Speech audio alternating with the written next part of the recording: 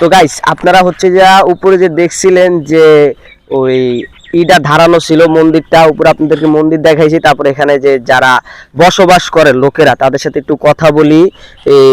ভালো আছেন? হ্যাঁ ভালো আছি। আপনি হচ্ছে যে এখানে যে মানে বিখ্যাত বিখ্যাত জায়গার নাম কি?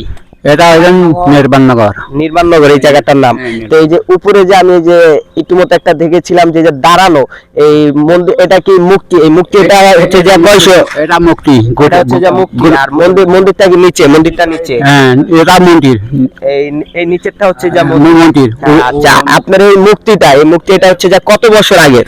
এটা মুক্তিটা এটা গৌতম বুদ্ধ আর কি, এটা মুক্তি বানায় রাখছে আর কি। এটা ফেরাই এটা উঠে 12 সালে তৈরি হয়েছে, 2012 সালে আর কি তৈরি করেছে। তৈরি করে। হ্যাঁ, তো আপনারা এই যে এখানে যে থাকেন আপনাদের মানে এখানে মানে এই জন্মস্থানই কি এই জায়গা আপনাদের?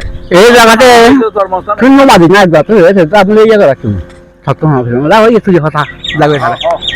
না, আচ্ছা আচ্ছা, আপনাদের হচ্ছে যে মানে এখানে হচ্ছে যে আপনারা মানে কোনো খাবার দাবারের কোনো অসুবিধা হয় নাকি? এটা তো ওরা এটা 150 পরিবারের খুবই ভালো করে এই মন্দিরের 150 পরিবারের খুবই ভালো করে।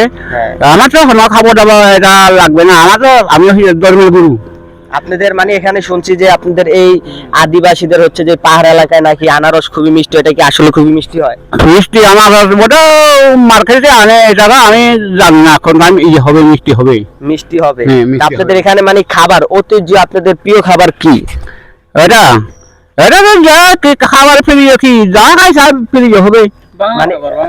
মানে আপনাদের এখানে কোনো বিদ্যুতের কোনো লাইন নাই, সব সোলারে থাকে, নেটওয়ার্ক পাওয়া যায় এখানে? হ্যাঁ এটা সোলারের, এটা এখানে মানে সোলারে চলে আর কি।